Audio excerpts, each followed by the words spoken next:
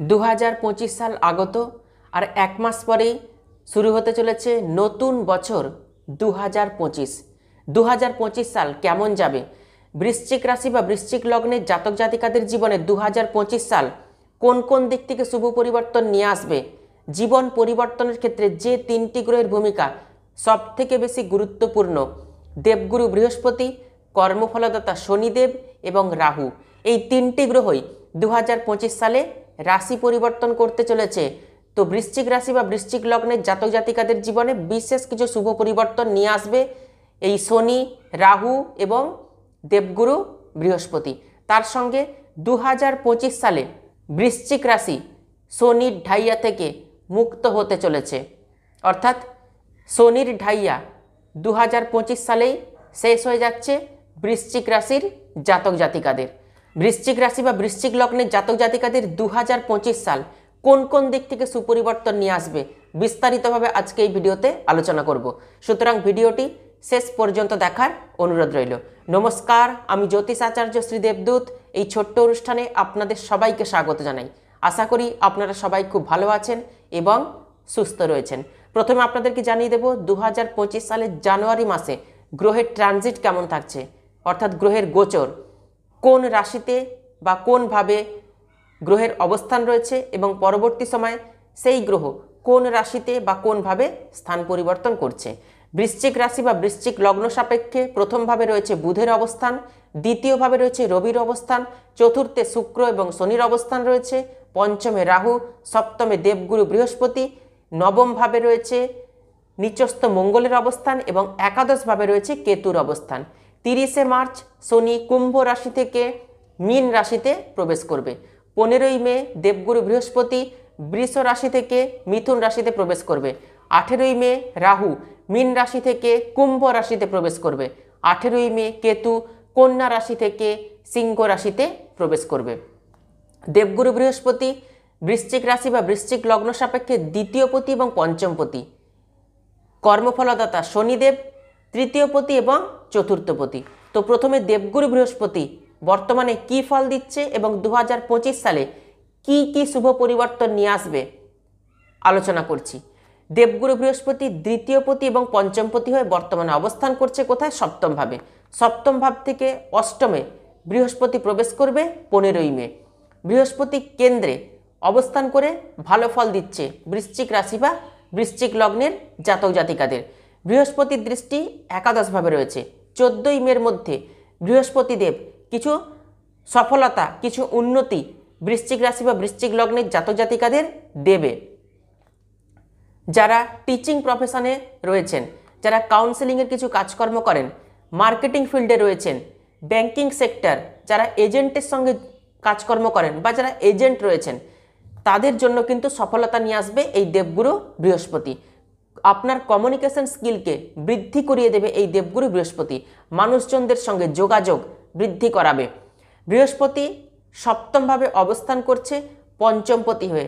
যারা লাভ রিলেশনের সঙ্গে যুক্ত রয়েছেন, যারা প্রেমিক প্রেমিকা রয়েছেন, যারা প্রেম করছেন, তাদের বিবাহ ফিক্স হতে পারে, বিবাহ ম্যাচিউর হতে পারে, অথবা প্রেম ভালোবাসার কথা আপনার পরিবারকে আপনি জানাতে পারেন, পারিবারিক সাপোর্ট পাবেন, বিবাহ নিয়ে কথাবার্তা এগোতে পারে 14ই মে 2025-এর মধ্যে। 14ই মের মধ্যে কোনো পারচেস কিছু করতে চাইলে আপনি করতে পারেন, আপনার বিশেষ কোনো ইচ্ছা পূরণ হতে পারে। বৃহস্পতির দৃষ্টি তৃতীয়ভাবে রয়েছে। যারা অনলাইনের কোনো কাজকর্ম করেন, যারা কম্পিউটার বসে অনলাইন কিছু কাজকর্ম করেন, যারা ডিজিটাল ওয়ার্ক করেন, তাদের জন্য দেবগুরু বৃহস্পতি কিন্তু ভালো সময় নিয়ে আসতে চলেছে আগামী দিনে। আর যারা অনলাইনের কিছু কেনাকাটা করেন, তাদের কেনাকাটা কিন্তু আগামী দিনে বাড়তে চলেছে। বৃহস্পতি 15ই মে অষ্টমভাবে প্রবেশ করবে। লাভ রিলেশনের সমস্যা কিন্তু একটু আসতে পারে। অষ্টমভাবে বৃহস্পতি কিন্তু খুব একটা ভালো ফল দেয় না। লাভ রিলেশনের দিকে বিশেষভাবে সতর্ক থাকতে হবে, ধ্যান দিতে হবে। লক্ষ্যে সবসময় আপনাকে স্থির থাকতে হবে, পড়াশোনাতে ফোকাস করতে হবে। দেবগুরু বৃহস্পতি অষ্টমভাবে মানসিক অস্থিরতা দিয়ে দেবে। দাঁতের সমস্যা, বাড়িতে বিনা কারণে অশান্তি, আমি যা বলছি সেটাই ঠিক, এটাই শেষ কথা, এই রকম আচরণ কিন্তু করবেন না।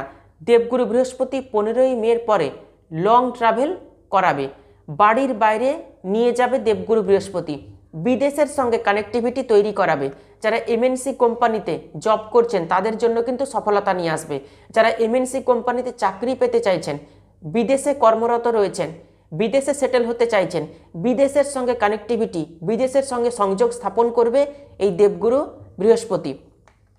যারা বিদেশে কর্ম করছেন তাদের জন্য কিন্তু উন্নতি এবং সফলতা নিয়ে আসবে এই দেবগুরু বৃহস্পতি। বৃহস্পতির নবম দৃষ্টি চতুর্থভাবে পড়বে 15ই মে থেকে। প্রপার্টি কিনতে পারেন, বাড়ি রিনোভেশন করাতে পারেন, মায়ের জন্য চিন্তা আসবে, জমি, গাড়ি, বাড়ি, ফ্ল্যাট এগুলো কিনতে পারেন, অর্থ কোথাও ইনভেস্ট করতে পারেন। দেবগুরু বৃহস্পতি সম্পূর্ণ সাপোর্ট দেবে আপনাকে। বর্তমানে বৃশ্চিক রাশির জাতক জাতিকাদের শনির ঢাইয়া চলছে।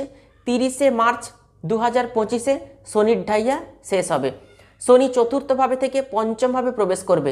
শনির ঢাইয়া অনেক কিছু শিখিয়েছে, আপনাকে ম্যাচুরিটি দিয়েছে, পরিবারের কারো শরীর স্বাস্থ্য খারাপ অথবা আপনার শারীরিক কিছু সমস্যা এনে দিয়েছে এই কর্মফলদাতা ন্যায়ের কারক গ্রহ শনিদেব। শনি আপনাকে মানুষ চিনতে শিখিয়েছে, বেঈমান প্রতারকদের থেকে সতর্ক হয়েছেন আপনি।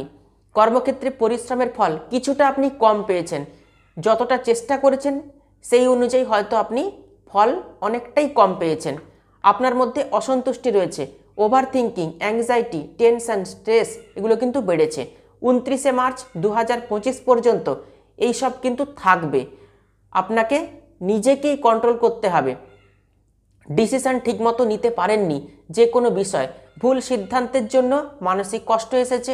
এর পরবর্তী যা কিছু সিদ্ধান্ত নেবেন 30শে মার্চ 2025-এর পরে নেবেন।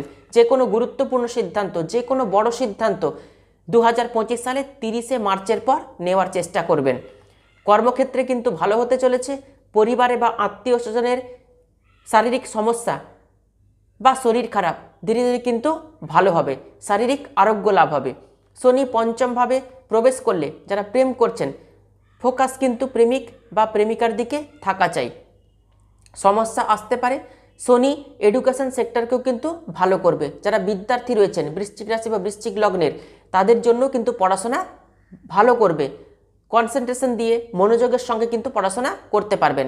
এতদিন যারা সন্তান নিতে পারেননি, ফ্যামিলি প্ল্যানিং করছেন কিন্তু কোনো না কোনো ক্ষেত্রে বাধা এসছে, কনসেপ্ট করতে পারেননি, তারা কিন্তু পরিবারের পরিকল্পনা করতে পারেন, সন্তান নিতে পারেন।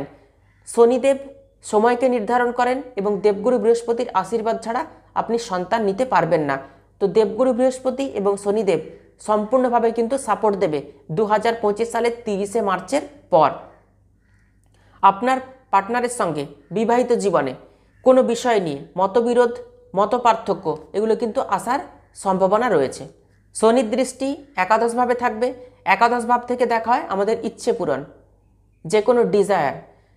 তো পরিশ্রমের মাধ্যমে আপনার সফলতা আসবে, ইচ্ছে পূরণ হবে।